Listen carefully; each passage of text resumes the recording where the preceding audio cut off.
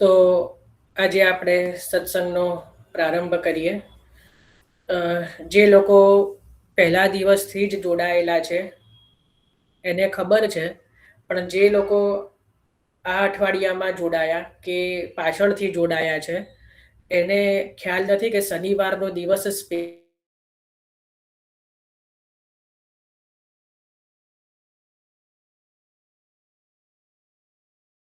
છે કે સંજયભાઈ છે એ બધા, કે શનિવારનો દિવસ આપણો વીકલી ટેસ્ટ હોય છે.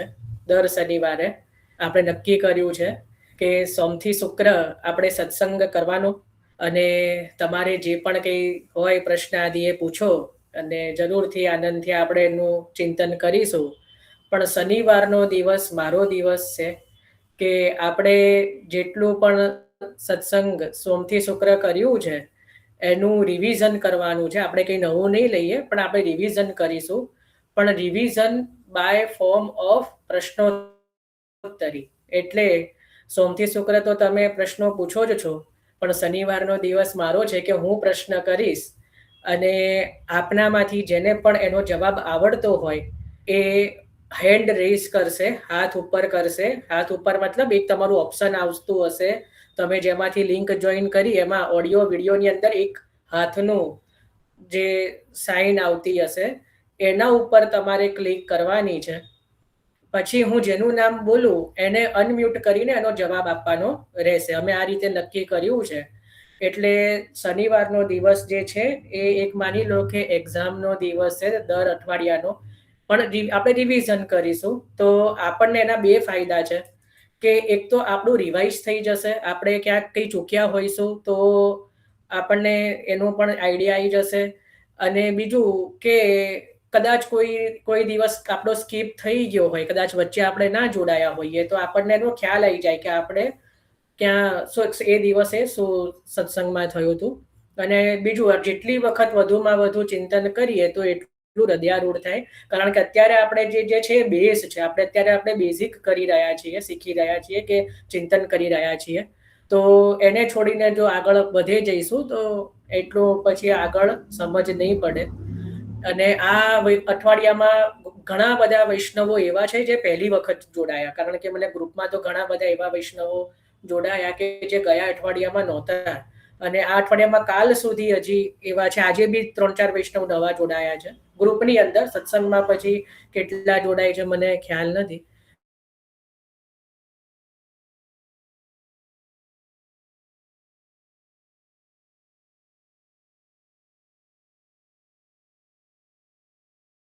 આપણે પ્રશ્ન કરીશું અને હું પ્રશ્ન કરીશ અને એનો તમારે જવાબ આપવાનો છે. તો સૌથી પહેલા તો આપણે પ્રારંભ કરીએ તો એ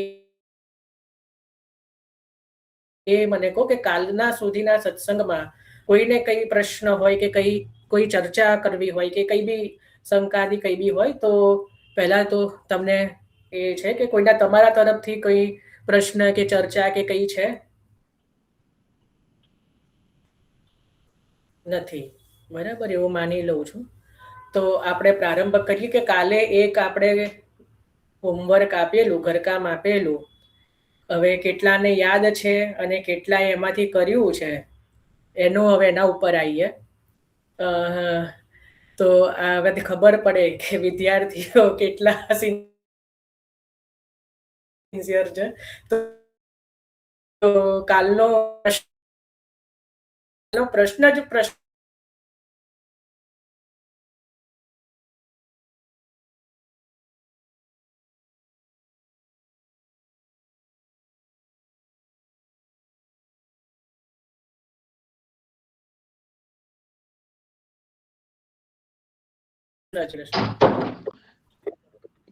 ત્રીજા અધ્યાયમાં પુષ્ટિ માર્ગનું શું મહત્વ છે એ આપણે ત્રીજા અધ્યાયમાં. પણ કયા સ્કંદના ત્રીજા અધ્યાયનું?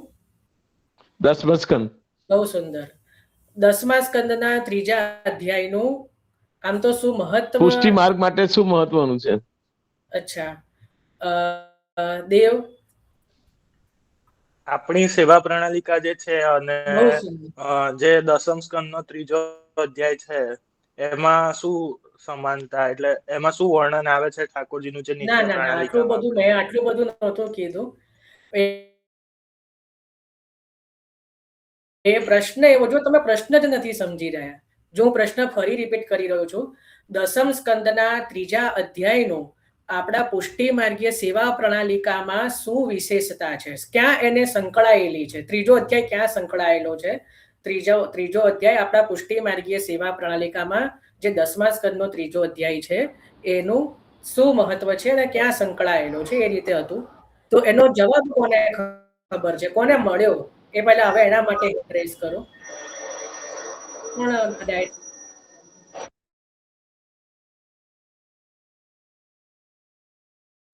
ગોપાલ ભી મ્યુટ કરી દો.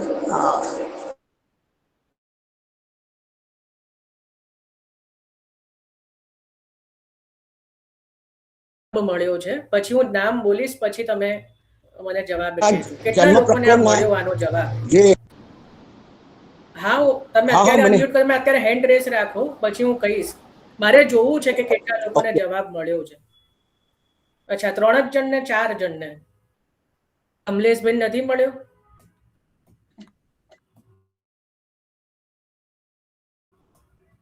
મ્યુટ ઉપર છો, વાંધો નહીં. સંજયભાઈ ને નથી મળ્યો? અરે આ બધા તો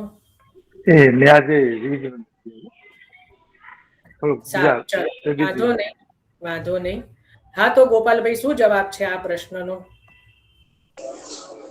જન્મ સમયે પ્રણાલિકામાં, સેવા પ્રણાલિકામાં રાત્રે 12 વાગે ઠાકોરજીનો જન્મ થાય એ પહેલા જન્મ પ્રકરણમાંથી, એટલે કે 3જા અધ્યાયમાંથી 8.5 શ્લોક જન્મના બોલવામાં આવે છે. એ એની એ છે. કેટલી વાર બોલવામાં આવે છે? 3 વાર. બહુ સુંદર, 3 વખત. બહુ સુંદર, બહુ સુંદર. જો એનો જવાબ એ છે કે જ્યારે જન્માષ્ટમીનો દિવસ હોય અને રાત્રે જ્યારે જાગરણના દર્શન બંધ થાય, આપણને ખબર છે જન્માષ્ટમીના દિવસે રાત્રે ઉત્થાપન, સંધ્યા, શયન પછી જાગરણના દર્શન થાય, જાગરણના દર્શન બંધ થાય અને જન્મના દર્શન ખોલવાના હોય, એની અગાઉ એની અગાઉ જે સમય હોય, તો એમાં 3 વખત ઘંટા ઝાલર સાથે 3 વખત આ 10મ સ્કંદના 3ય અધ્યાયના 8.5 શ્લોક છે એને 3 વખત બોલવામાં આવે છે.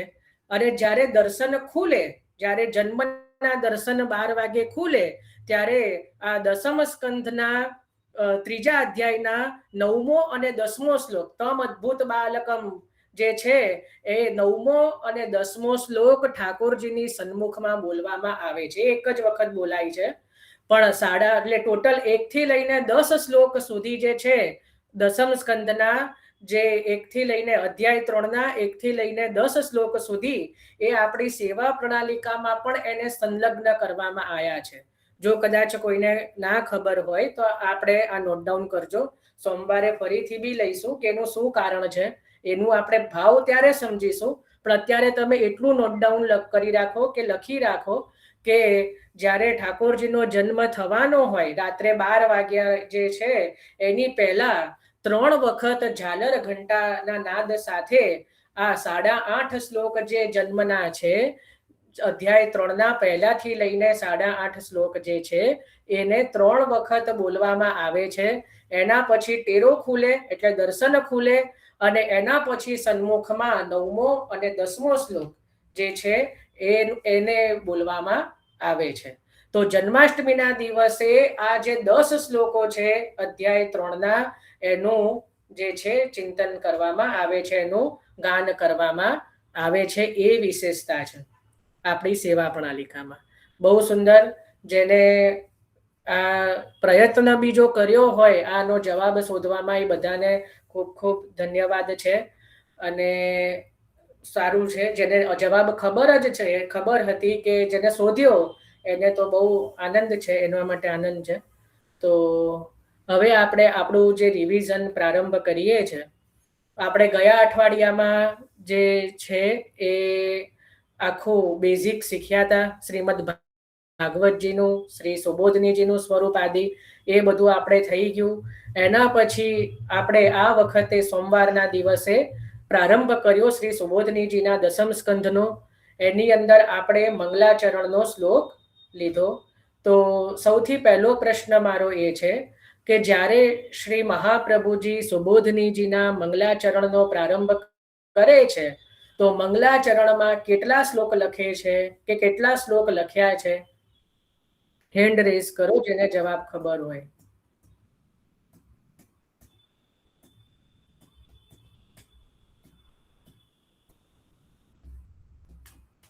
પ્રશ્ન સમજાઈ ગયો? કદાચ ઘણા બધા વૈષ્ણવોને ખબર નહીં હોય કે હેન્ડ રેઝ ક્યાંથી કરવાનો, તો જે તમે ઓડિયો વિડીયોની બાજુમાં 3 ટપકા આવશે, ત્યાં તમે જો મોબાઈલથી કર્યું હશે તો એના ઉપર ક્લિક કરશો તો એક હાથની નિશાની આવશે, અને જો લેપટોપથી કર્યું હશે તો તમને નીચે જ દેખાઈ જશે એક હાથના પંજા જેવું. તો એના ઉપર ક્લિક કરીને તમે એ કરી શકો છો. મને જેટલા વૈષ્ણવો વિશેષ જવાબ આપશે તો તમને બી આનંદ આવશે ચર્ચા કરવાનો. શરમાવાની જરૂર નથી. જો ખોટો બી જવાબ પડે તો શરમાશો નહીં, પણ બોલો બધામાં જેટલું, જેમ પરીક્ષિત રાજાની જેમ એ પેલું વાર્તાલાપ કરશો તો મને પણ આનંદ આવશે. હા કમલેશભાઈ, કેટલા શ્લોકો લખ્યા છે? 2 શ્લોકો. બહુ સુંદર. કયા કયા છે? નમામિ હૃદય શેષે અને ચતુર્વિશ્ય ત્રિવિશ્યતા. બહુ સુંદર. જ્યારે શ્રી મહાપ્રભુજી દસમ સ્કંદ લખવાને સુબોધનીજીનો પ્રારંભ કરે છે, એના મંગલાચરણમાં 2 શ્લોક લખી રહ્યા છે, અને આ બંને શ્લોક આપણે આપણા મંગલાચરણમાં પણ બોલીએ છીએ. એ કયા 2 શ્લોકો છે? કે નમામિ હૃદયે શેષે લીલાક્ષીરાબ્ધિ શાહિનમ લક્ષ્મી સહસ્ત્ર લીલાભિ સેવ્યમાનમ કલાનિધિમાં પહેલો શ્લોક છે. અને બીજો શ્લોક જે છે ચતુર્ભિશ્ચય ત્રિભિશ તથા ષડભિર્વિરાજતે યોસૌ પંચધા હૃદયે મમ. તો આ 2 જે શ્લોક છે એ સુબોધનીજીના મંગલાચરણના જ, દસમ સ્કંદના મંગલાચરણના જ શ્લોકો છે, કે જેને આપણા પણ મંગલાચરણમાં એ જ શ્લોકો લેવામાં આવ્યા છે, જેના કારણે આપણે નિત્ય સુબોધનીજીના શ્લોકોનું જાણતા અજાણતા પણ એનું પાન થઈ જાય, એનું સ્મરણ થાય એ ભાવથી. બરાબર? તો આ રીતે છે.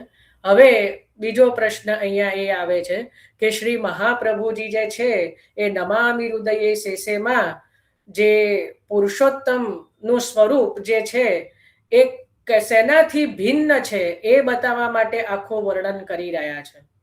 એ શ્લોકની અંદર આપણે ચિંતન કરેલું. પ્રશ્ન સમજાયો ને?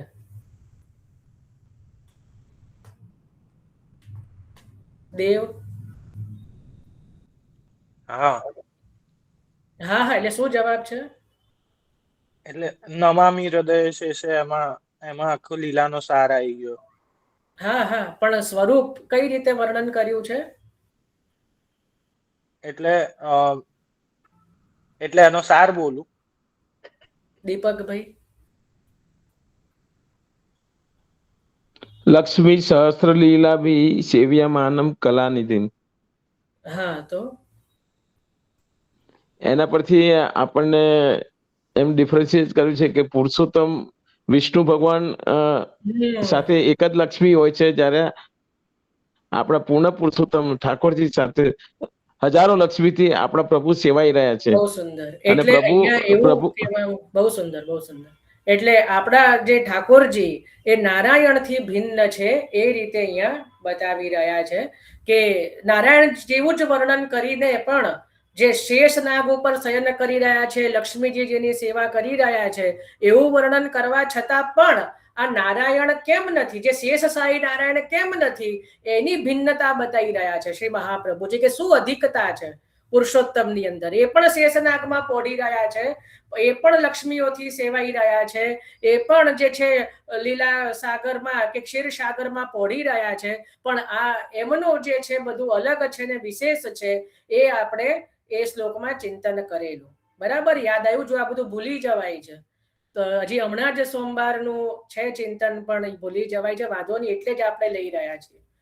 હવે આપણે કહીએ કે શ્રી મહાપ્રભુજી જે છે એ શેષનાગની સરખામણી કે ઉપમા કોને આપી રહ્યા છે, કે કોને આપી છે શેષનાગની?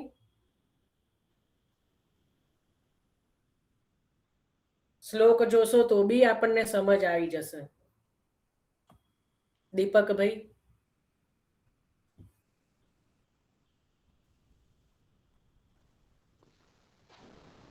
લક્ષ્મી સહસ્ત્ર લીલા ભી સેવ્યમાનમ કલા. એકને તમે તો એક જ પંક્તિ પર શ્રી મહાપ્રભુજીએ શેષનાગની ઉપમા શેને આપી છે હેમા બેન? હૃદયને શેષ બહુ નાગની સુંદર. ઉપમા આપી છે. તમે શ્લોક તો જુઓ કે નમામી હૃદયે શેષે, મારા હૃદય રૂપી શેષનાગ ઉપર જે શયન કરી રહ્યા છે. સમજ પડી? હૃદયને શ્રી મહાપ્રભુજી હૃદયને, પોતાના હૃદયને જે શેષનાગ, હૃદય રૂપી અથવા ભક્તોના અથવા તો શ્રી મહાપ્રભુજીના હૃદય રૂપી શેષનાગ ઉપર જે બિરાજમાન છે. સમજ પડી ને? હૃદયને શેષનાગની ઉપમા આપી રહ્યા છે. હવે શ્રી મહાપ્રભુજી પુરુષોત્તમનો ક્ષીરસાગર, જેમ શ્રી ભગવાન વિષ્ણુ જેમ ક્ષીરસાગરમાં વસે છે, તો પુરુષોત્તમનો ક્ષીરસાગર કયો બતાવી રહ્યા છે શ્રી ઠાકોરજીનો? કેમ આજે એક જ બધા વૈષ્ણવોના હેન્ડ રેસ થઈ ગયા છે? બીજા વૈષ્ણવો? હા, ઉષાબેન.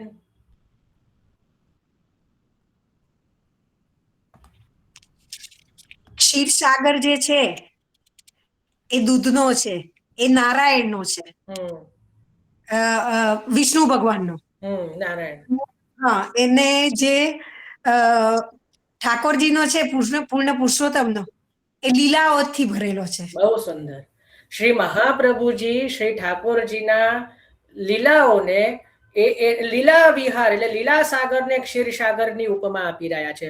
જેમ નારાયણ જે છે એ ક્ષીરસાગરમાં બિરાજમાન છે કે શયન કરી રહ્યા છે, એ રીતે શ્રી પુરુષોત્તમ પણ લીલાઓ રૂપી ક્ષીરસાગરમાં પોતે વસી રહ્યા છે, સ્થિર થઈ રહ્યા છે. ખ્યાલ આવ્યો? હવે જે છે કે લક્ષ્મી સહસ્ત્ર લીલાભિ, એનાથી નારાયણ અને પુરુષોત્તમ, પૂર્ણ પુરુષોત્તમ, એમાં શ્રી મહાપ્રભુજી શું ભેદ બતાવી રહ્યા છે?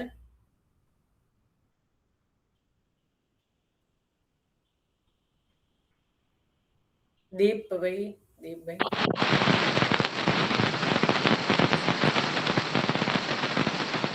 અવાજ નથી આવી રહ્યો. અવાજ નથી આવી રહ્યો તમારો. કોઈને સંભળાઈ રહ્યું છે? ફરી ક્વેશ્ચન બોલો જયભાઈ, ફરીથી. હા, હું ફરી પ્રશ્ન બોલું છું.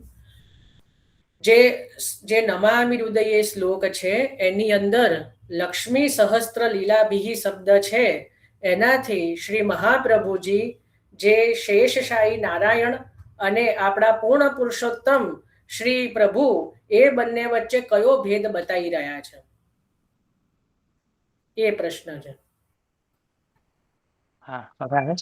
હા.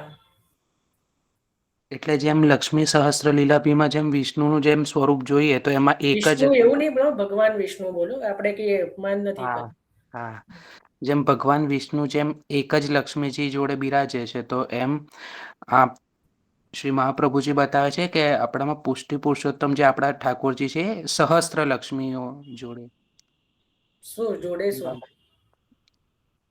લીલા વિહાર કરે છે? બહુ સુંદર પ્રશ્ન, પૂરો કરો આખો. તો ત્યાં તો એક લક્ષ્મી છે. રજનીભાઈ, આ જ જવાબ છે કે બીજો છે? આ જ જવાબ છે.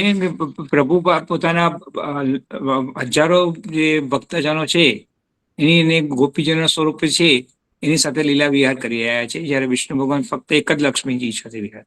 બરાબર. પ્રભુ શ્રી વિષ્ણુ જોડે તો એક લક્ષ્મીજી છે, જ્યારે આપણા પૂર્ણ પુરુષોત્તમ જે પ્રભુ જોડે તો સહસ્ત્ર લક્ષ્મીઓથી યુક્ત છે. તો એટલા માટે લક્ષ્મી સહસ્ત્ર લીલાભી, અને એ સહસ્ત્ર લક્ષ્મીઓ જોડે પણ જે સહસ્ત્ર શબ્દને આપણે બે જગ્યાએ સુબોધનીજીમાં અને ટિપ્પણીજીમાં શ્રી ગુસાઈજી બતાવી રહ્યા છે કે સહસ્ત્ર લક્ષ્મીઓ જોડે સહસ્ત્ર લીલા કરે છે, જ્યારે ભગવાન વિષ્ણુની તો એકાદ લીલા છે. તો અહીંયા તો સહસ્ત્ર લક્ષ્મીઓ જોડે સહસ્ત્ર લીલાઓ જે શ્રી પ્રભુ કરી રહ્યા છે. તો એ રીતે બહુ સુંદર, બધા આનંદથી જવાબ આપી રહ્યા છે. સુંદર. તો બરાબર આ રીતનું આપણે વર્ણન જોયું હતું. આ જે શ્લોકનું વર્ણન આપણે કોના આધારે જોયું? સુબોધનીજીનું જે આ શ્લોક છે એનું ચિંતન આપણે શેના આધારે જોયેલું?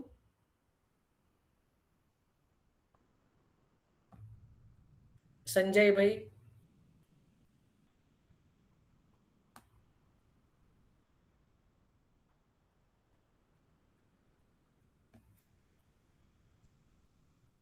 યોગેશભાઈ. શું પ્રશ્ન શું હતો? જય ભાઈ, હા, બોલો. પ્રશ્ન શું કરીએ? હમ ચકેરી ચરણ સરોવરમાં હમ શ્રી સહસ્ત્ર હરિક્રીડત, શ્રી સહસ્ત્ર હરિક્રીડત, એમાં ચાકેરીમાં એ આવે છે અને ગોપાલદાસના માં આવે છે કે અનેક રાસ મંડળ રચના રચી ખેલે નંદકુમાર. બે બે છે કે બે આપણને એના એ મળે છે પુરાવા કે ઠાકોરજી આપણને સહસ્ત્ર સાથે ક્રીડા કરી રહ્યા છે. હમ ચકેરી ચાલ સરોવરમાં કે શ્રી સહસ્ત્ર હરિક્રીડત, શ્રી એટલે હજારો લક્ષ્મી સાથે પ્રભુ ક્રીડા કરે છે. એ કીર્તન આપણને આપે છે પુરાવો. અને ગોપાલદાસના નવાખ્યાનમાં પણ આપણને આપે છે કે અનેક રાસ મંડળ રચના કરી ખેલ નંદકુમાર. સુંદર, એટલે બે આપણને પુરાવો મળે. સરસ, બરાબર. પણ મારો પ્રશ્ન એ હતો કે આપણે જે આ શ્લોક જે છે નમામિ હૃદયે શેષે, એનું જે ચિંતન આપણે શેના આધારે કરેલું, કોની ટીકા આધારે? દસમ સ્કંદના અનુક્રમણિકા આખી આખી દીપિકા. કમલેશભાઈ? ટિપ્પણીજીના આધારે. બહુ સુંદર. કારણ કે શ્રી મહાપ્રભુજીનો જે શ્લોક છે એના ઉપર શ્રી ગોસાઈજીએ ટિપ્પણીજી લખ્યા છે. આપણે એના આધારે આ શ્લોકનું ચિંતન કર્યું હતું. કારણ કે આ શ્લોકનું વિવરણ કે મહાપ્રભુજીએ નથી, મહાપ્રભુજીએ તો શ્લોક જ લખ્યો છે. આપણે એનું જે આ ચિંતન છે કે ભાઈ નારાયણ અને જે પુરુષોત્તમની સરખામણીમાં અહીંયા પુરુષોત્તમની વિશેષતા બતાવી છે, આ બધું આપણને શ્રી ગોસાઈજી બતાવી રહ્યા છે, ગોસાઈજીએ બતાવ્યું હતું. બરાબર. એટલે શ્રી સુબોધનીજીના આ શ્લોક ઉપર જે શ્રી ગોસાઈજીએ ટિપ્પણીજી લખ્યા છે એના આધારે આપણે ચિંતન કરેલું આ શ્લોકનું. બરાબર. તો આ મંગલાચરણનો જે શ્લોક છે એનું આ બેઝિક છે. જો આ પ્રશ્ન પૂછીએ છે તો થોડું આપણું પણ ક્લિયર થઈ રહ્યું છે અને મને પણ આઈડિયા આવી રહ્યો છે કે ક્યાં થોડું એ છે. આપ બોલશો ભલે સાચું ખોટું તો આનંદ રહેશે. તો આપણે આ શ્લોકની જોડે નમામિ હૃદયે શેષેની જોડે કયા પદની સંગતિ લીધેલી, કયા કીર્તનની સંગતિ લીધી હતી, કોના રચિત છે એનો જવાબ આપો.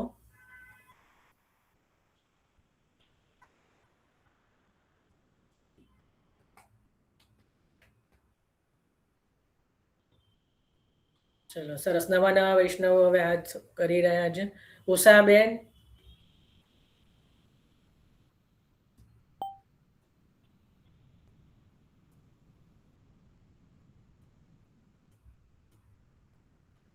હેમાબેન?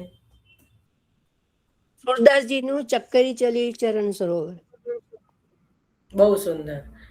સુરદાસજીનું પદ છે ચકઈરી ચલી ચરણ સરોવર, જહા નહીં પ્રેમ વિયોગ,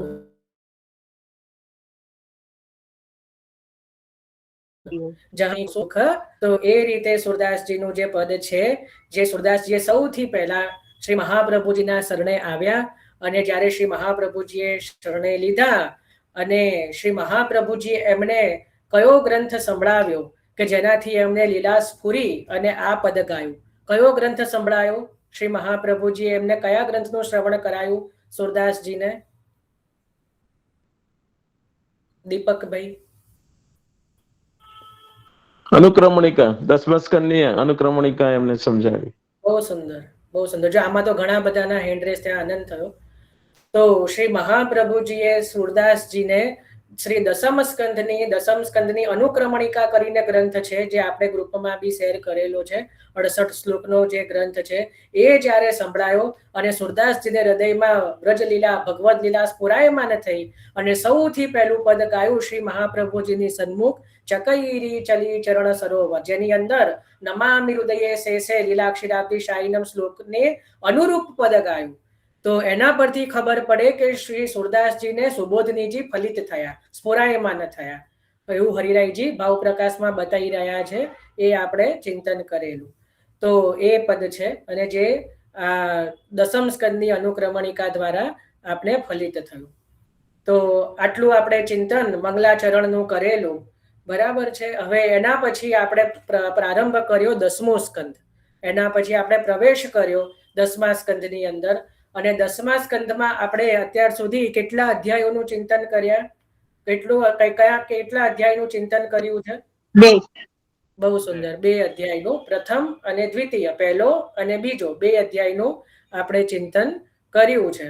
તો હવે આપણે પહેલા અધ્યાયમાં પ્રવેશ કરીએ છીએ. તો 10મા સ્કંદના પહેલા જ અધ્યાયમાં સૌથી પહેલા શેનું વર્ણન આવે છે? આપણે ગઈકાલે પણ જોયું હતું, એના પણ આગલા દિવસે જોયું હતું. શરૂઆત ક્યાંથી થાય છે? 10મા સ્કંદની અંદર જે પહેલો અધ્યાય છે એની શરૂઆત ક્યાંથી થાય છે? કેમ ભાઈ 5-7 વૈષ્ણવો જ કરી રહ્યા છે, બીજા વૈષ્ણવો કેમ નથી કરી રહ્યા? સુંદર. પીનાબેન? જન્મ પ્રકરણ. જન્મ પ્રકરણ, બરાબર. એમાં પહેલો અધ્યાય છે એની શરૂઆત ક્યાંથી થાય છે? 10મ સ્કંદના પહેલા અધ્યાયની શરૂઆત ક્યાંથી થાય છે? શું આવે છે શરૂઆતમાં? દીપભાઈ?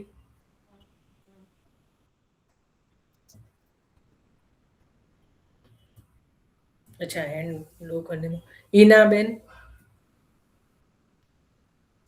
શરૂઆતમાં 13 શ્લોકમાં પરીક્ષિતજી વિવિધ પ્રકારના લીલાના પ્રશ્નો પૂછે છે. બહુ સુંદર.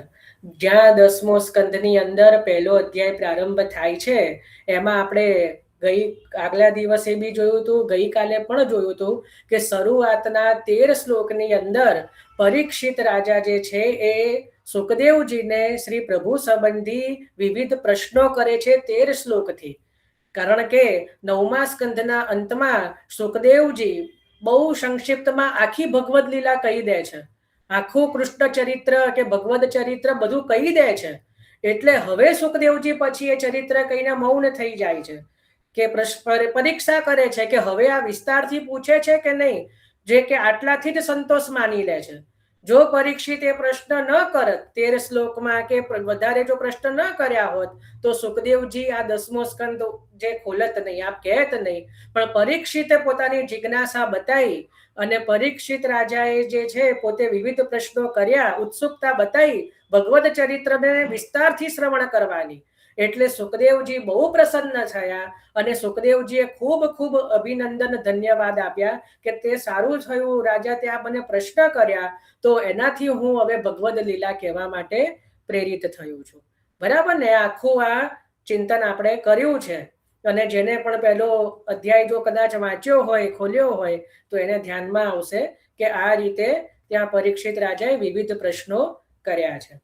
હવે આમ તો પ્રશ્ન એ બી હતો કે જે ચતુર્ભિશ્ચયમાં પહેલું ચતુર્ભિશ્ચય છે એને શ્રી મહાપ્રભુજી શું કહી રહ્યા છે? પહેલું ચતુર્ભિશ્ચય એનું એ કયું પ્રકરણ છે અને એમાં કેટલા અધ્યાય છે?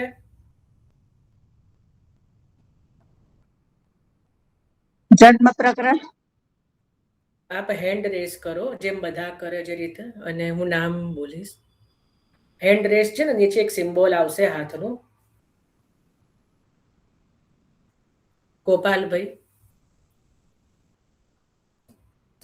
જન્મ પ્રકરણ અને પહેલા જન્મ પ્રકરણના 4 અધ્યાય છે. બહુ સુંદર. જેનું અત્યારે આપણે ચિંતન કરી રહ્યા છે એ 10મા સ્કંદના મહાપ્રભુજીએ 5 વિભાગ કર્યા છે. એમાં પહેલો વિભાગ શરૂઆતના 4 અધ્યાય જેને શ્રી મહાપ્રભુજી જન્મ પ્રકરણ કહી રહ્યા છે, જેનું અત્યારે આપણે ચિંતન ચાલુ છે, આપણે કરી રહ્યા છીએ. એ 4 અધ્યાયમાંથી 2 અધ્યાયની આપણે કેવલ લીલાઓ જોઈ છે. હજી સુબોધનીજી પરથી તો ચિંતન બાકી છે.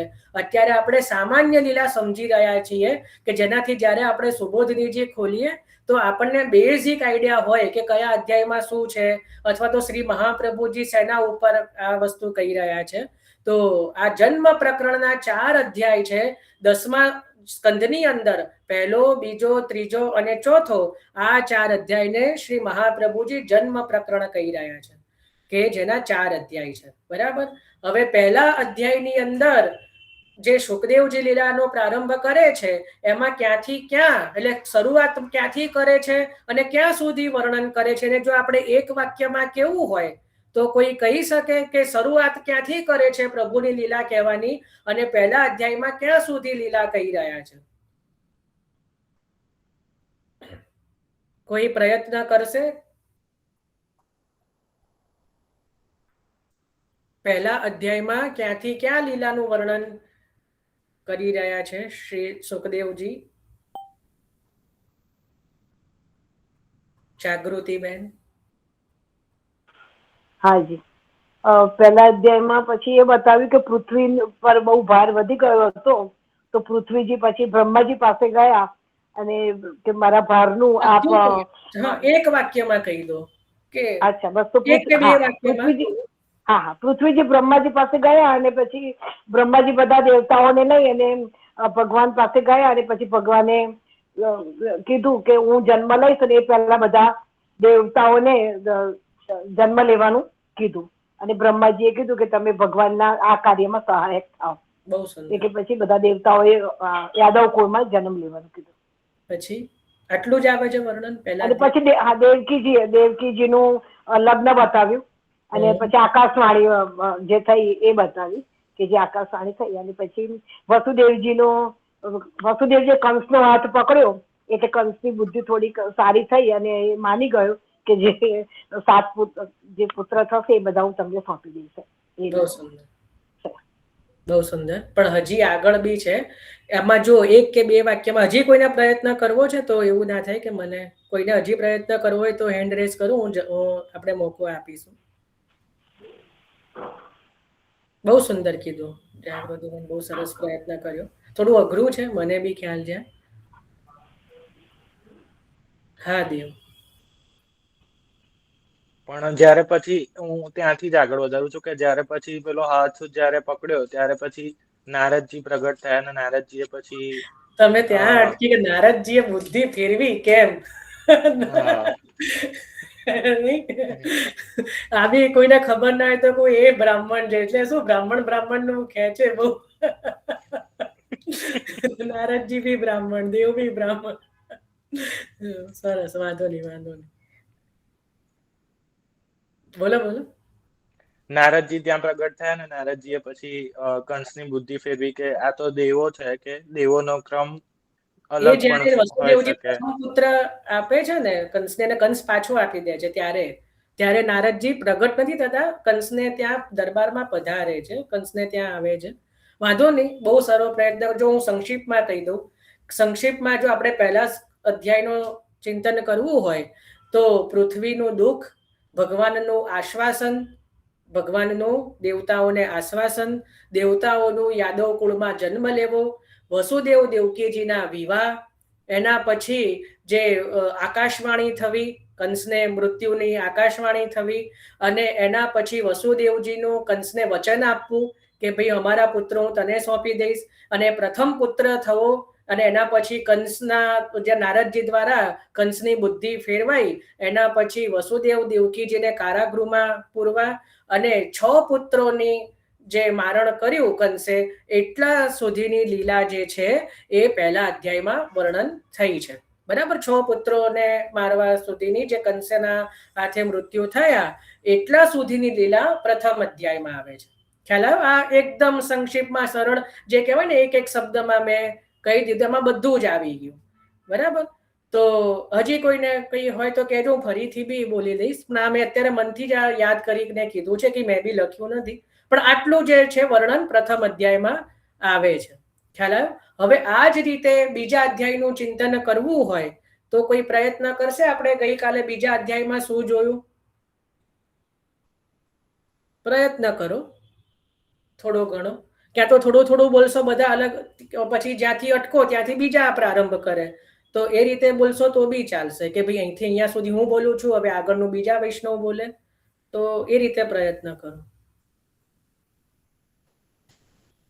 કમલેશભાઈને આજે મોકો આપે. કમલેશભાઈ બોલો.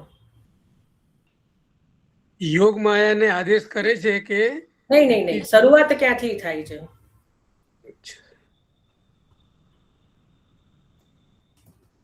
જાગૃતિબેન. બીજા અધ્યાયના 42 શ્લોક છે અને જન્મ શેષનાથજીને આજ્ઞા આપી કે તમે દેવકીજીના ગર્ભમાં 7મા પુત્ર તરીકે પધારો, અને આ બાજુ યોગમાયાને પણ આજ્ઞા આપી કે તમે એનું સંકલ્પન કરી અને રોહિણીજીના ગર્ભમાં પધરાવો. અને હા, અને યોગ માયાને પછી એ પણ કીધું કે તમે કળયુગમાં બધા મર્યાદા માર્ગી કાલિકા, અંબિકા બધા નામોથી પૂજન થશે ને તમે લૌકિક ફળ આપી શકશો, એમ કે એ રીતની આજ્ઞા આપી. અને દેવકીજી ને પછી 8મો ગર્ભ રહ્યો, ભગવાન પધાર્યા અને તેજોમય સ્વરૂપે દર્શન, એટલું બધું તેજ કે કંસ પણ નજીક નથી આવી શકતો એટલું તેજોમય સ્વરૂપે દર્શન આપ્યા છે. એટલે એ પણ કીધું જેનામાં સાક્ષાત પ્રભુ બિરાજે એનામાં કાળ પણ કઈ કરી શકતો નથી. બહુ સરસ. આમાં કોઈને કઈ વધારે વિશેષ રજનીભાઈ દેવો તમારે? હા, બસ એ જ કે ના, બસ ભગવાનનો જે મારે બી કેવું હતું. હા, એક એક કરીને બધા બોલો. હા હા હા, દેવ પહેલા તમે બોલો. હા, તો ભગવાનનો જે દેવકીજીના ગર્ભમાં જે પ્રવેશ થાય છે અને એ પછી દેવી દેવતાઓ અને એમના દ્વારા સ્તુતિ થાય છે જ્યારે પ્રાગટ્ય થાય ત્યારે, અને દેવકીજી પણ પોતે સ્તુતિ કરે છે અને એમનો ભયનો એ નાશ હજી જે નથી છે. આવ્યું, એ તમે ક્યાંથી વાંચી લીધું? હજી તો દેવતાઓની સ્તુતિ સુધી જ આપણે પહોંચ્યા છીએ. દેવકીજી તો જયારે ભગવાનનું પ્રાગટ્ય થાય છે પછી કરે છે. હા હા, ત્રીજા અધ્યાયમાં હા, ભૂલી ગયો. રજનીભાઈ? હા, બસ એ જ કે છેલ્લે દેવો સ્તુતિ કરે છે પ્રભુની, ત્યાં સુધીની વાત થયેલી હતી. બહુ સરસ. આમાં કોઈને કઈ હજી બીજા સ્કંધમાં કઈ, અરે બીજા અધ્યાયમાં કોઈને કઈ હજી? 16 શ્લોકો સ્તુતિ કરે છે. હમ 16 શ્લોકોની સ્તુતિ કરે છે. હા, બહુ સુંદર. દેવતાઓ 16 શ્લોકોથી સ્તુતિ કર્યા, બહુ સરસ. તો હું હવે સંક્ષિપ્તમાં જો આપણે વર્ણન કરી દઈએ કે આપણે કાલે શું જોયું હતું, બીજા અધ્યાયમાં શેનું વર્ણન છે, દસમ સ્કંદના બીજા અધ્યાયમાં. તો સૌથી પહેલા ભગવાન તો શેષનાગજીને આજ્ઞા કરે છે કે તમે રોહિત જે છે દેવકીજીના ગર્ભમાં 7મા પુત્ર તરીકે આપ પ્રવેશ કરો. એટલા પછી જયારે પ્રવેશ કરે છે એટલે પ્રભુ યોગ માયાને આજ્ઞા આપે છે કે જ્યાં શેષનાગજી જે દેવકીજીના ગર્ભમાં બિરાજે છે એમનું આકર્ષણ કરી રોહિણીજીના ગર્ભમાં એમને સ્થાપિત કરો, અને તમારા આ કાર્યથી હું તમને પ્રસન્ન થઈને વરદાન આપું છું. જ્યારે તમે આ કાર્ય કરશો એટલે ભૂતલ ઉપર તમારી અલગ અલગ શક્તિપીઠોની સ્થાપના થશે. બધા જેટલા પણ જે મર્યાદા જીવો છે એ તમને અલગ અલગ નામથી, એમાં ઠાકોરજી નામ બી બોલી રહ્યા છે કે ચંડિકા, અંબિકા, દુર્ગા, કાલી, એ બધા નામોથી તમારી વિવિધ રીતે પૂજા કરશે. તું પૂજાઈશ અને જે સાંસારી જીવો છે એની લૌકિક કામનાઓને પૂર્ણ કરવાને તું સામર્થ્યવાન બનીશ, બધી મનોકામના પૂર્ણ કરીશ. અને ત્યાં પ્રભુ એ રીતે વરદાન આપે છે. એના પછી જે યોગ માયા પ્રભુનો આજ્ઞાને શિરોધાર્ય કરીને જે કહેવાય કે દેવકીજીના ગર્ભમાંથી રોહિણીજીના ગર્ભમાં શેષજીનું સ્થાપન કરે છે, અને એનાથી પછી ત્યાં 8મા ગર્ભ સ્વરૂપે સ્વયં શ્રી ઠાકોરજી પોતે ગર્ભમાં પધારે છે. એ સમયે દેવકીજીનું અલૌકિક સ્વરૂપ, કંસનું ભયભીત થવું, અને જે બધા એક વસ્તુ ભૂલી ગયા, ફરી યાદ કરાવી દઉં કે કંસને પોતાને પણ સમજાઈ જાય છે કે બને મારનારો જે કાળ છે, જે સ્વયં એ હવે દેવકીજીના ગર્ભમાં આવી ચૂક્યો છે. પણ જે કંસ દેવકીજીને વિવાહ વખતે મારવા તૈયાર જે થયેલો એ હવે મારવા તૈયાર નથી થતો, કારણ કે સાક્ષાત પ્રભુ ગર્ભમાં બિરાજે છે. એટલે દેવકીજીની સમીપ જવામાં પણ એ ફફડી ઉઠે છે. એટલું બધું તેજ દેવકીજીનું કે કંસ ત્યાં સન્મુખ પણ નથી થતો, પણ એ જાણી જાય છે કે મને કાળ હો ના હો, મને મારનાર મારો જે કાળ રૂપ છે એ હવે જરૂરથી જન્મ લેશે. તો એ પણ ત્યાં વર્ણન આવે છે. કંસને પોતાના પૂર્વ જન્મનું સ્મરણ થઈ જાય છે કે મારા ગયા જન્મમાં પણ મેં ઘણા પ્રયત્ન કર્યા, છતાં પણ કોઈ ના કોઈ રીતે હું ભગવાનના હાથે હણાયો જ છું. એના પૂર્વ જન્મનું સ્મરણ પણ થાય છે, એટલું એનું પણ વર્ણન આવે છે. અને જ્યારે પ્રભુ ગર્ભમાં બિરાજે છે ત્યારે દેવતાઓ 16 શ્લોકોથી એ વિવિધ પ્રકારે સ્તુતિ કરે છે. આટલું વર્ણન કર્યું હતું. એમાં એક બહુ જ સુંદર પ્રશ્ન દેવનો આવ્યો હતો, એ પણ ફરી પૂછી લઉં છું. એ જ પ્રશ્ન કે અલગ અલગ દેવતાઓની સ્તુતિ છે કે બ્રહ્મા ઉવાચ, શિવ ઉવાચ, ઇન્દ્ર ઉવાચ દેવતાઓની, એમાં વિષ્ણુ ઉવાચ કેમ નથી? કારણ કે આપણે તો જોયું આ કઈ વિષ્ણુના 8મા અવતારની વાત નથી, કારણ કે આ તો પૂર્ણ પુરુષોત્તમના અવતારની વાત છે ને. તો જો બધા દેવતાઓ સ્તુતિ કરી રહ્યા છે તો એની અંદર દેવતાની સ્તુતિમાં વિષ્ણુ ઉવાચ કેમ નથી, એનું પણ એકવાર મને કોઈ સમજાવી દો તો આનંદ થશે કે કેમ એમાં વિષ્ણુ ઉવાચ નથી.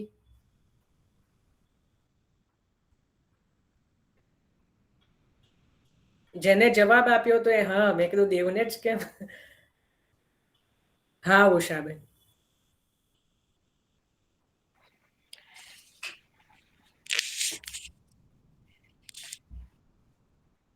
એમાં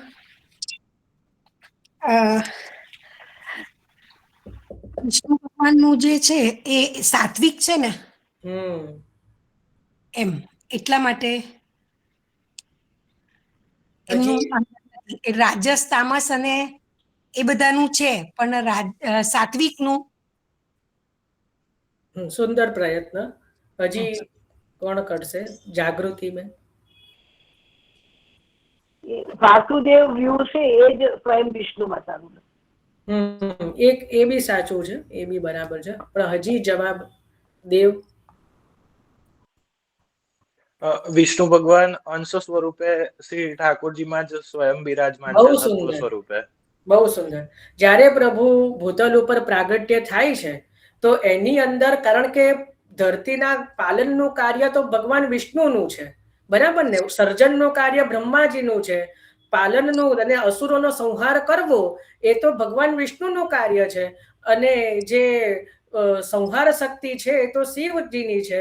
તો જે પૃથ્વીના પાલન કરવા માટે ભૂતલ ઉપર પધાર્યા છે, તો એ કાર્ય જ્યાં જ્યાં અસુરોને પાલન કર્યું છે, પૃથ્વીને જ્યાં પૃથ્વીનું પાલન કર્યું છે, અસુરોનો સંહાર કર્યો છે, એ જે લીલાઓની અંદર એ વિષ્ણુ લીલા જ શ્રી મહાપ્રભુજી કહે છે ને. જ્યારે પોતે સ્વયં પ્રગટ થાય છે ત્યારે સત્વ ગુણ જે ભગવાન વિષ્ણુ છે એને પોતાની અંદર લય કરે છે. જ્યારે શ્રી ઠાકોરજી પોતાની અંદર લય કરી દે છે એટલા માટે ત્યાં વિષ્ણુ ઉવાચ નથી, કારણ કે ભગવાનની અંદર એ સમાહિત છે. ખ્યાલ આવ્યો? એ રીતે કહેવાનું તાત્પર્ય છે. તો બહુ સુંદર બધાએ પ્રયત્ન કર્યો છે. આપણે કાલે આટલું ચિંતન કર્યું હતું. હજી તો તમને બહુ મજાની વાત કહું, બહુ આગળની વાત છે. રાસ પંચાધ્યાયની અંદર પણ સુબોધનીજીની અંદર શ્રી મહાપ્રભુજી એક જગ્યાએ બતાવી રહ્યા છે કે જુઓ શ્રી ઠાકોરજી આ બ્રહ્મા કાર્ય કર્યું, બ્રહ્માજી જેવું કાર્ય કર્યું સર્જનનું, વિષ્ણુ કાર્ય કર્યું અને શિવજીનું સંહાર કાર્ય કર્યું રાસ પંચાધ્યાયની અંદર. ભાવાત્મક રીતે, જેમાં નમાંદ દેશ એમાં જોયું ને કે ભાવાત્મક રીતે શેષનાગ ઉપર શયન કરનારા, સહસ્ત્ર લક્ષ્મીઓથી સેવનારા, લીલારૂપી ક્ષીરસાગરમાં પહોંચનારા. તો એ રીતે જે છે રાસ પંચાધ્યાયની અંદર પણ બ્રહ્મા વિષ્ણુ મહેશની ભાવના બતાવી રહ્યા છે શ્રી મહાપ્રભુજી રાસની અંદર. વિચારો એ લીલાની ભાવના. તો ત્યારે જયારે પહોંચીશું, પ્રભુને પ્રાર્થના કરજો, મહાપ્રભુજીને વિનંતી કરજો કે આપણે ત્યાં સુધી પહોંચીએ. બહુ, કારણ કે તો આખું ઘણું આગળ છે, પણ ત્યાં પણ શ્રી મહાપ્રભુજી કહેશે બ્રહ્મા વિષ્ણુ મહેશની ભાવના આવશે. તો અહીંયા આપણે કાલે સુધી અહીંયા દ્વિતીય અધ્યાય સુધીનું આટલું ચિંતન કર્યું છે. હવે આપણે સોમવારથી તૃતીય અધ્યાયમાં પ્રવેશ કરીશું. આપણે આટલું જે છે રિવિઝન કરી દીધું ગયા અઠવાડિયાનું, બરાબર. હવે આમાં કોઈને હજી કોઈ પ્રશ્ન હોય, શંકા હોય કે કંઈ પૂછવું હોય કે કંઈ ચર્ચા હોય તો જરૂરથી મને કહો, નહીતર આપણે 84 વૈષ્ણવનું થોડું રિવિઝન કરી લઈએ. પૂછ ના કરતો, બરાબર બધું. શું જાગૃતિ બેન કદાચ કંઈક બોલ્યા પણ કંઈ સંભળાયું નહીં મને. તો હું એવું માની લઉં છું કે અહીંયા સુધી બધાને સમજ પડી છે ને. હવે આમાં કોઈ પ્રશ્ન નથી. હવે આપણે 84 વૈષ્ણવની વાર્તામાં પ્રારંભ કર્યો છે. એના પ્રથમ વાર્તાના ભાવ પ્રકાશની અંદર આપણે એટલો ભાવ પ્રકાશ લીધો છે શ્રી દામોદરદાસ હરસાણીજીનો. તો એની અંદર તો આપણે એટલા બધા હું પ્રશ્ન નથી કરી રહ્યો, પણ જે બેઝિક છે કે શરૂઆતમાં શ્રી હરિરાયજીએ જે 84 વૈષ્ણવની સંખ્યાના અલગ અલગ ભાવ બતાવ્યા છે કે 84 જ કેમ, એ કોઈ બતાવશે કે એમાં શું ભાવ બતાવ્યા છે? 1-2 ભાવ, હરિરાયજી તો 3-4 ભાવ બતાવી રહ્યા છે. કોઈને યાદ છે કે એમાં શ્રી હરિરાયજી કયા કયા ભાવ બતાવી રહ્યા છે કે કેમ શ્રી મહાપ્રભુજીના 84 જ વૈષ્ણવો, કે 84 ની સંખ્યા જે છે એનું શું કારણ છે? એના ભાવ જે શ્રી હરિરાયજી બતાવી રહ્યા છે એ કદાચ કોઈ યાદ કરાવે.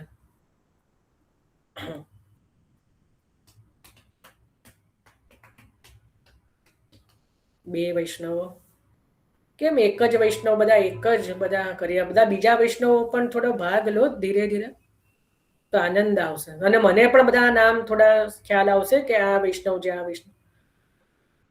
હા સંજયભાઈ. જય શ્રી કૃષ્ણ. જય શ્રી કૃષ્ણ. ઠાકોરજીના 12 સ્કંદ છે. 12 સ્કંદમાં એક અંગનું વર્ણન છે 12 સત્તા 84. એટલે એ પ્રમાણે તો હું સમજાવી નથી શકતો.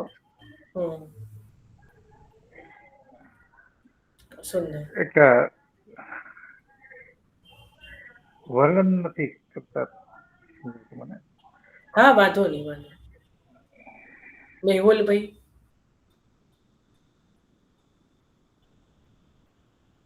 પણ જે 84 લાખ યોનિમાં જે દૈવી જીવો પડેલા છે એટલે તેમને મુક્તિ આપવા માટે 84 વૈષ્ણવો કર્યા, એટલા માટે 84 ની સંખ્યા રાખી.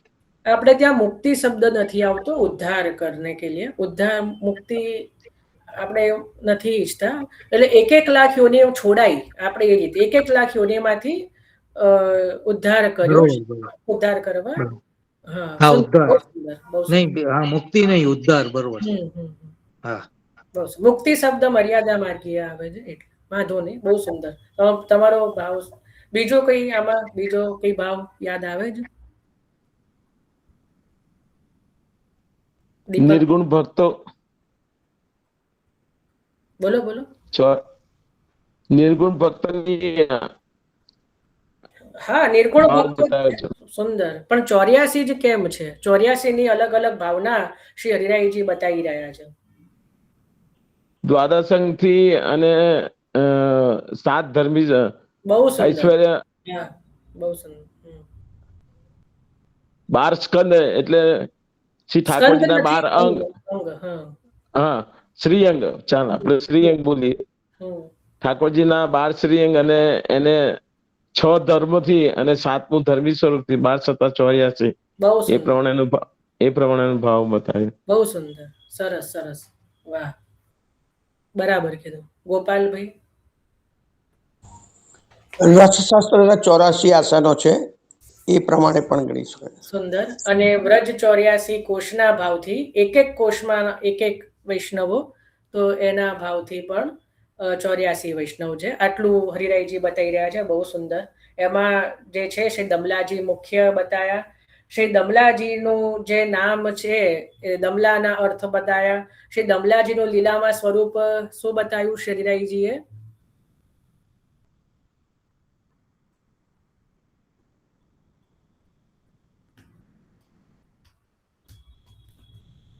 કેમ બીજા વૈષ્ણવો જવાબ નથી આપી રહ્યા? બધા 5-7 જે વૈષ્ણવો બોલી રહ્યા છે એ જ બોલી રહ્યા છે.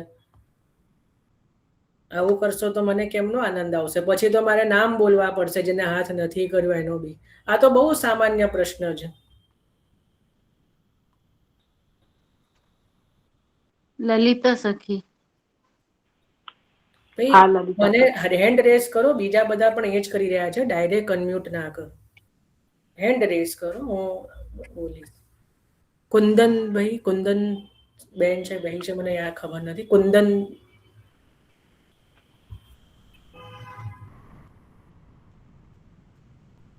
યોગેશભાઈ. લલિતાજીનું પ્રાગટ્ય. લલિતાજીનું પ્રાગટ્ય. શ્રી લલિતાજીનું પ્રાગટ્ય લીલામાં. બહુ સુંદર. બહુ સરસ. શ્રી હરિરાયજી બતાવી રહ્યા છે. અને કયા કીર્તનની સંગતિથી બતાવી રહ્યા છે? એમાં જે લીલાની ભાવના, કયું કીર્તન લીધું આપણે કાલે? દૂધ પીવતના.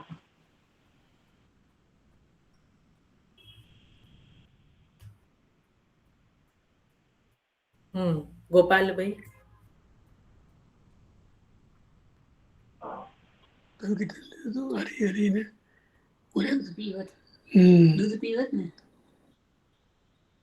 સુંદર. હસ હસ દૂધ પીવતનાથ. એ પદ આપણે કાલે ચિંતન કર્યું હતું. અને એ પદ કોણે લખેલું છે? શ્રી હરિરાયજીએ પોતે સ્વયં કરેલું છે અને પોતાના જ પદની સંગતિથી શ્રી લલિતાજીને લીલાની ભાવના આપ બતાવી રહ્યા છે અને શ્રી દમલાજીનું સ્વરૂપ લીલાનું બતાવી રહ્યા છે. હવે શ્રી દમલાજીના માથે કયા સ્વરૂપની સેવા પધરાવી શ્રી મહાપ્રભુજીએ? દેવ શ્રી દમલાજીને તો સ્વયં માનસી સિદ્ધ થયેલા હતા, એટલે મહાપ્રભુજીએ કોઈ સ્વતંત્ર સેવા નથી પધરાઈ. એમને મહાપ્રભુજીમાં જ એટલો ભાવ હતો. દીપાલીબેન? હા, બસ આ જ જવાબ હતો કે મેં પ્રશ્ન બી પૂછ્યો હતો, એટલે એમને સ્વતઃ માનસી સિદ્ધ હતી ઠાકોરજી અને સ્વામીજી બંનેના લીલાનું સ્વરૂપની, એટલે એમને કોઈ સ્વતંત્ર સેવા નહોતી પધરાઈ. એ સદાય લીલા રસમાં મગ્ન રહેતા હતા માનસીમાં. બહુ સરસ. હવે એક પ્રશ્ન અલગથી, એક કહેવાય ને કે સૌથી હોશિયાર કોણ છે ખબર? આપણે માનસીસા પરામતા એક વાક્ય જોયેલું કાલે, બરાબર ને? આપણે વાર્તાજીમાં માનસીસા પરામતા વાર્તાજીમાં પણ આવે છે. કમલેશભાઈ મ્યુટ કરી દો ને, ઉભા હું કરી દઉં. તો માનસીસા પરામતા આ શબ્દ જે છે કે શ્લોક છે એ કોનો છે ને કયા ગ્રંથમાંથી લીધો છે? શ્રી હરિરાયજીએ ક્યાંથી બતાવ્યું છે? કોઈને ખબર હોય તો? આપણે લીધું નથી, મારે જસ્ટ જાણવું છે કે કોને ખબર છે.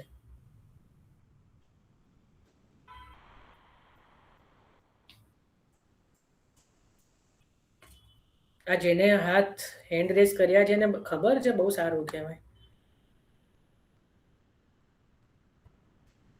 પીનાબેન? નિરોધ લક્ષણ નહીં. તો દીપાલીબેન? કદાચ સિદ્ધાંત મુક્તાવલી ગ્રંથમાં. બહુ સુંદર, વાહ, બહુ સરસ, બહુ. વિશાખાબેન?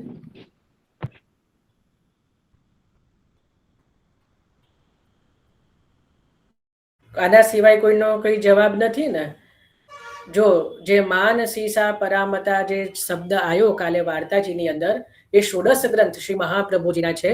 એમાં ત્રીજો ગ્રંથ છે સિદ્ધાંત મુક્તાવલી, બરાબર? એની અંદર છે આ માનસીસા પરામતા. મહાપ્રભુજીએ કીધું છે કે તત સિદ્ધે તનુ વિત્તજા, બરાબર? એને માનસીસા પરામતાનો અર્થ થાય કે ફલરૂપા સેવા તો માનસી છે અને એને સિદ્ધ કરવા માટે તનુ વિત્તજા કરવાની રહે છે. એ સિદ્ધાંત શ્રી મહાપ્રભુજી સિદ્ધાંત મુક્તાવલીમાં આપ પોતે બતાવી રહ્યા છે.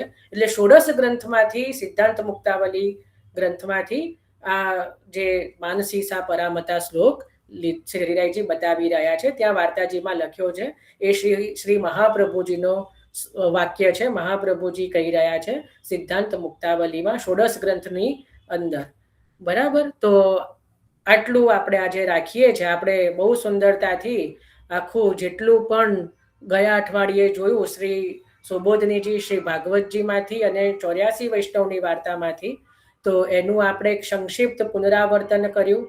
મને પણ થોડો ખ્યાલ આવી ગયો કે કયા કયા વૈષ્ણવ રસ લઈ રહ્યા છે. બધા જોઈન તો થઈ રહ્યા છે, પણ કેટલા વૈષ્ણવો જવાબ આપી રહ્યા છે કે હેન્ડ રેસ પણ કરી રહ્યા છે. તો હું એવો આગ્રહ રાખું કે આગળ બીજા વૈષ્ણવો પણ થોડો ભાગ લે અને આનંદથી આ રીતે આપણે દર શનિવારે આ જ રીતે પ્રશ્નોત્તરીના રૂપમાં જે છે રિવિઝન કરીશું. આ પહેલી જ વખત કર્યું છે. ગયા શનિવારે તો કારણ કે 3 જ દિવસ થયા હતા, પણ આ પહેલી વખત, એટલે દર શનિવારે આપણે આ રીતે પ્રશ્નોત્તરીના ફોર્મમાં રિવિઝન કરીશું આખા અઠવાડિયાનું. એટલે એ બાને બધા એકવાર વાંચી બી લે અને આપણે અહીંયા પણ એકવાર રિવાઇઝ થઈ જાય, બરાબર? તો હવે આમાં આજના સુધી કોઈને કઈ પ્રશ્ન હોય, કઈ બી હજી કઈ હોય તો પૂછી લો, નહીતર આપણે સોમવારે, કાલે તો વિરામ રહેશે, રવિવાર છે, તો સોમવારે આપણે અધ્યાય 3માં પ્રવેશ કરીશું શ્રી ભાગવતજીના. સારું, તો આજે આપણે અહીંયા વિરામ રાખીએ છીએ.